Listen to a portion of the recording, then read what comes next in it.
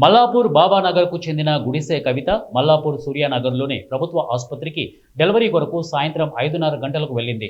డ్యూటీలో ఉన్న డాక్టర్ నిర్లక్ష్యంగా స్టాఫ్ నర్సుతో డెలివరీ చేయించడంతో పాప మృతి చెందిందని బాధితులు గాంధీ ఆసుపత్రికి పంపించేశారు. అక్కడ పాపను పరిశీలించిన డాక్టర్లు అప్పటికే పాప చనిపోయి చాలా సమయం అవుతోందని డాక్టర్లు తెలిపారు. డాక్టర్ల నిర్లక్ష్యంతోనే పాప మృతి చెందిందని ఆరోపిస్తూ బంధువులు ఆసుపత్రి ఎదుట ఆందోళన చేపట్టారు.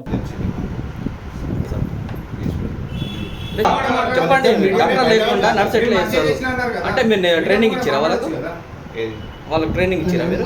స్టాఫ్ నర్సెస్ ఇప్పటికీ ఆ స్టాఫ్ నర్స్ ఒక 1000 to 2000 డెలివరీస్ చేస్తున్నారండి.